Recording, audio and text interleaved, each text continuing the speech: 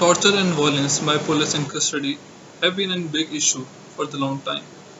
The number of such incidents have increased over the years in many parts of the world and in India.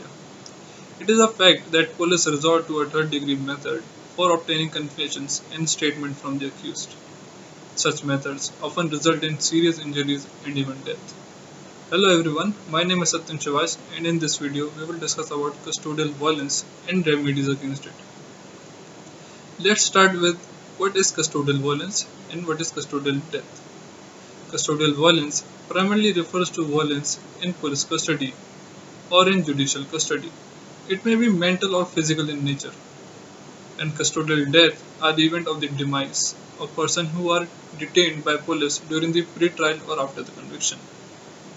Now let us go to the legal provisions against custodial torture in India.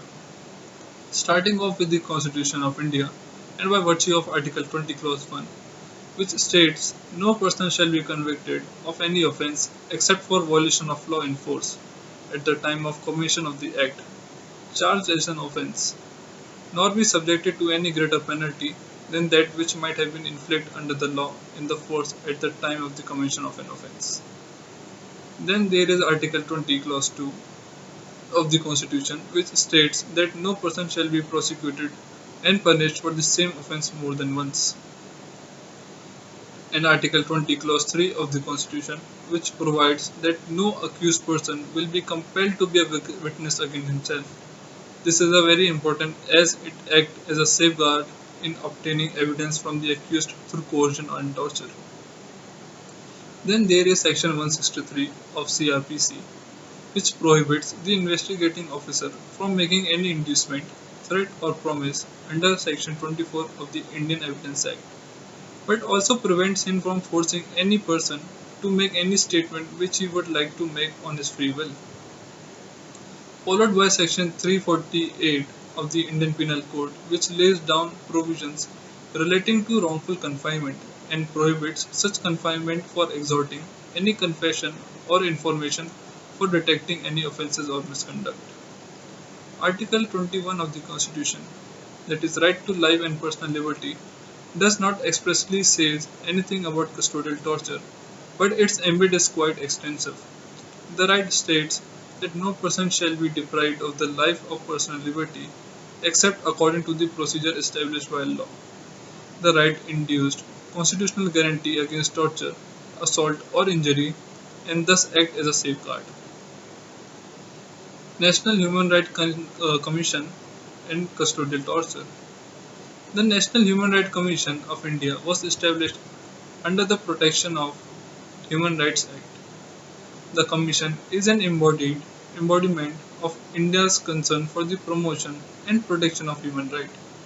Realizing that custodial torture is one of the greatest abuse against human rights, the Commission, soon after its constitution, issued detailed instruction to the law enforcement authorities on reporting of death in police lockups and correctional homes.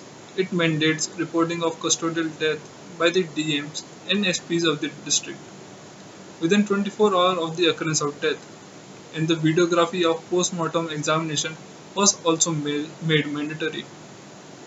Now let's see the judicial pronouncement and their significance. In D.K. Basu judgment, these series of judgments hold immense significance in the annals of the human rights protection. The judgments laid down important guidelines for the prevention of police violence and torture in custody. The judgment also laid stress on India's ratification on the UN Convention against custodial torture and other cruel, inhuman or degrading treatment or punishment.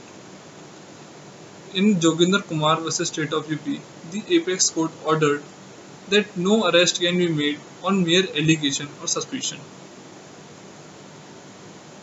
In Neelabati Behra vs State of Odisha, the court held that the state responsible for violation of fundamental right and for ordered for criminal proceeding against the responsible police officers. In Shyam Sundar Trivedi vs State of MP, the Supreme Court rightly realized that in the absence of direct evidence, it becomes increasingly hard to indict the culpable police officer. The International Treaties and Convention Against Torture. In 1948, following the horrific abuse of World War II, the General Assembly of the UN nation inserted the prohibition against torture in the landmark Universal Declaration of Human Rights. Article 5 states that no one shall be subject to torture or to cruel, inhuman, or degrading treatment or punishment.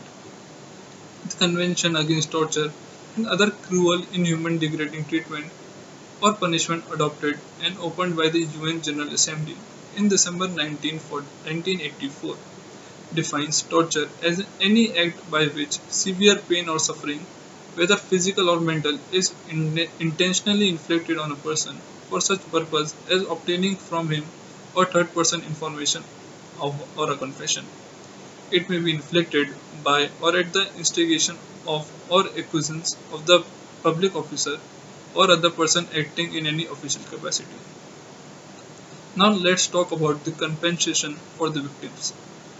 The Honorable Court, in the case of Saheli versus Commissioner of Police, and in case of People's Union of Democratic Right and Police Commissioner Delhi Headquarters, the Supreme Court granted the compensation for death of a person in custody to the family members.